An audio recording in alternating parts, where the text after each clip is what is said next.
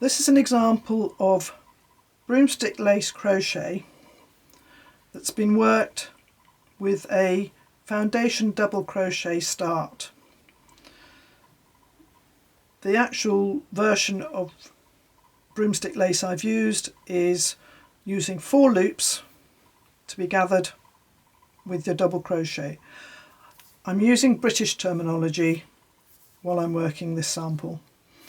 So the first thing I have to demonstrate is how to work a foundation double crochet, which gives you this row of double crochet which is created at the same time as the foundation chain row.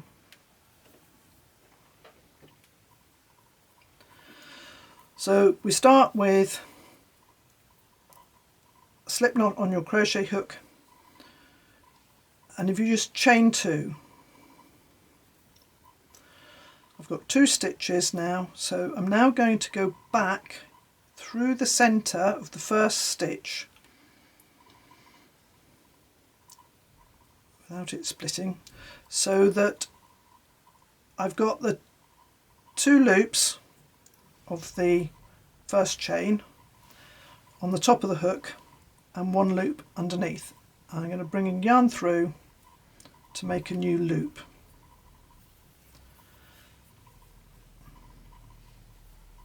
Sorry, I just need to get my yarn in the right place.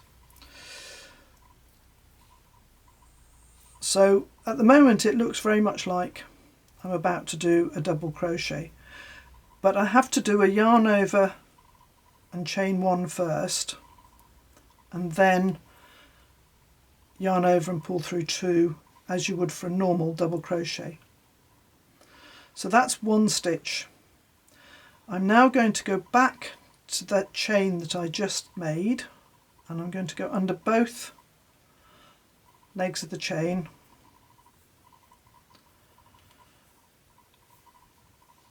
pull a new loop through, chain 1, and I pull down a little bit so it's not pulled too tight, and then yarn over and pull through 2. I now have 2 stitches. Back to the bottom chain, pull a loop through. So for this sample I'm just doing a small number of stitches. I'm going to make a 12 stitch foundation double crochet. So it's chain 1, pull through 2, go back through the chain at the bottom, chain 1, yarn round hook, pull through 2, through the chain, chain 1, yarn over and pull through 2.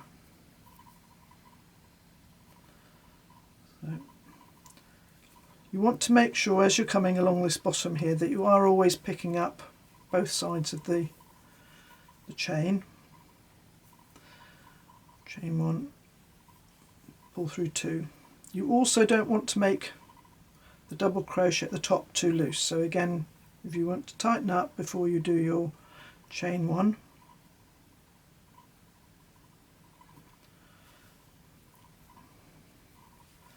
so just take it slowly to start with if you've not used this technique before. One of the advantages of doing this way of starting a piece of broomstick lace crochet, it gives you a more solid base to your piece of fabric because you have a row of double crochet being made at the same time as you're creating the chain edge. It also means that you just keep on making new stitches until you have the right number of stitches. When it's a small piece, it's quite easy to make sure that you can count the number of stitches you're creating. But if you were making a very long chain to start with, it is quite easy to miscount. And if you had started with an ordinary chain and after you'd worked your first row you realise you haven't actually got enough stitches, or you've got too many stitches, you then have a problem. Either you have to start again.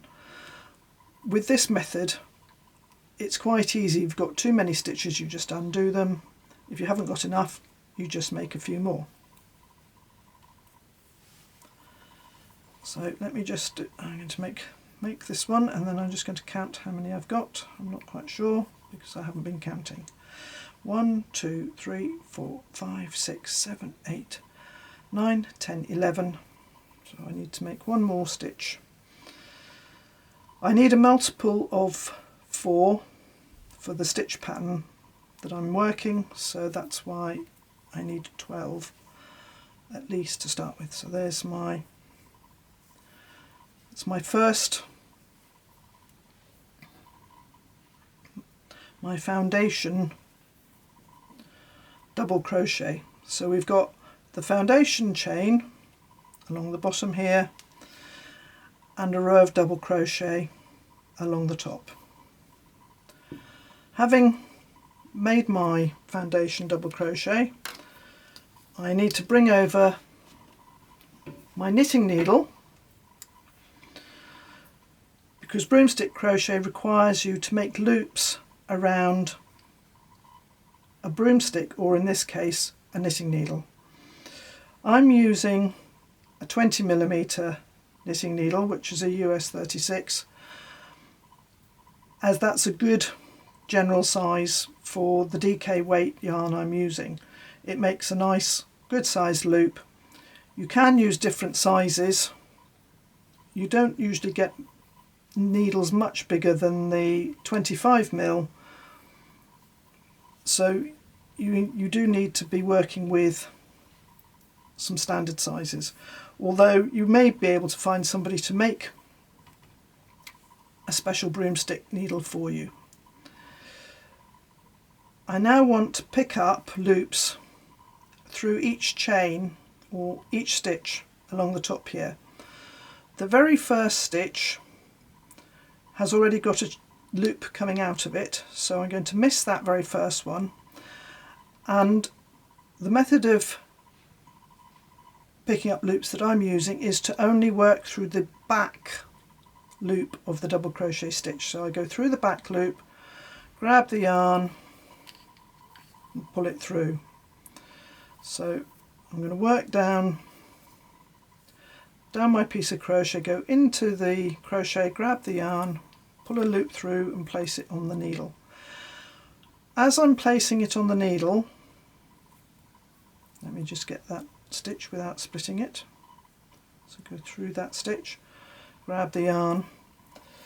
I'm placing it by putting the loop straight onto the point, so the point and the crochet hook are pointing towards each other. I'm not twisting anything, I'm just bringing a loop through and placing it on the needle. So pull a loop through, place it on the needle.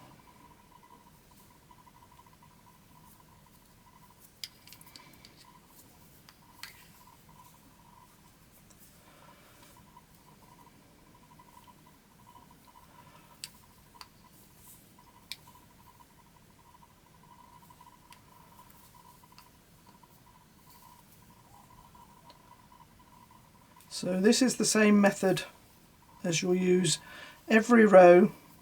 You're picking up loops because you're going to be working through the top of your double crochet. So I get to the last stitch here, place it on the needle.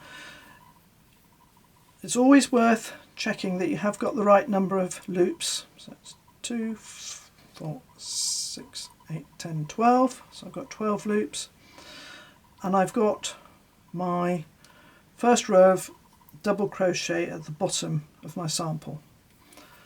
I'm now working, sorry, bring the yarn around this way. I now have to work the loops off the knitting needle. And for the version I'm doing, I'm working them in groups of 4. You can work in a variety of different numbers, but one of the most common versions is groups of 4.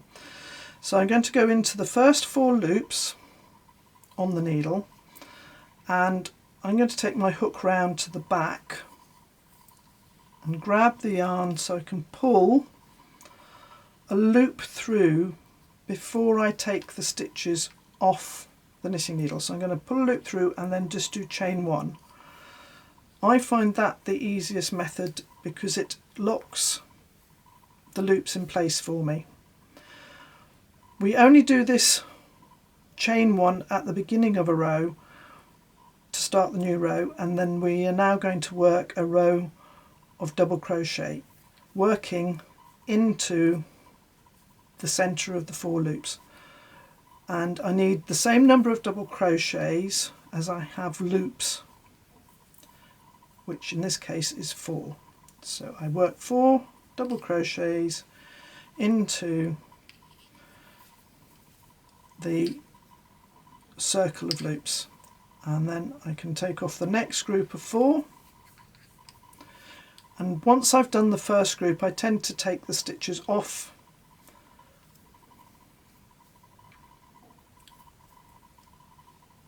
and then again, as you can see, I'm pinching the stitches together with my fingers of my left hand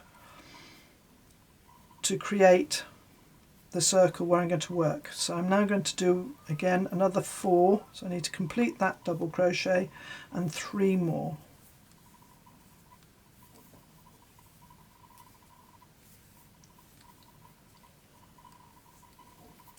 And then in this case, because I've only got a small number of stitches, I'm going to take off the last group of 4.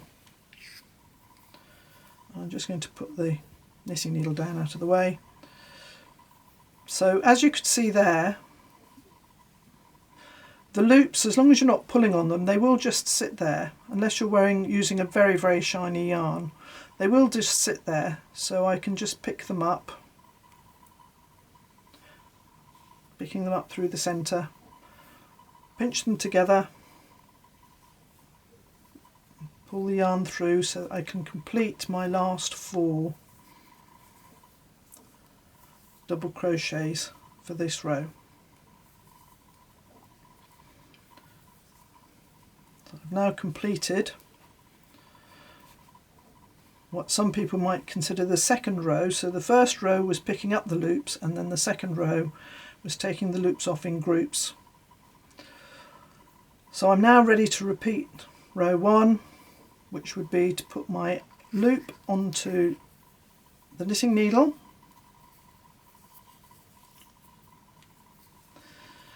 and again this end loop matches that stitch, so I'm now going to pick up 1 loop for every stitch. I'll pull up a bit more yarn. The loop row does take quite a lot of yarn, so put my hook in, pull the loop over, put it on the needle, pull the loop up, put it on the needle.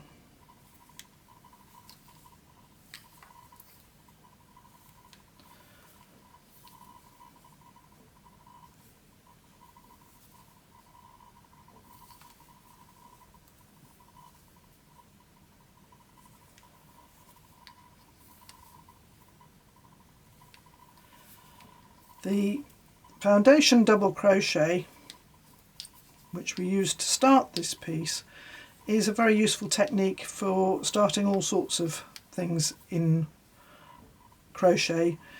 If you need a piece where you start with a foundation chain and then a row of double crochet, people often find it easier to work the foundation double crochet. Another advantage is that it also has a lot more flexibility than if you start with a foundation chain.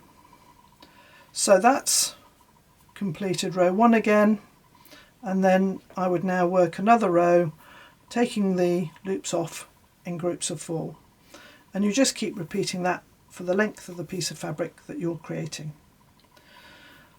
So that's how to work broomstick crochet starting with a foundation double crochet.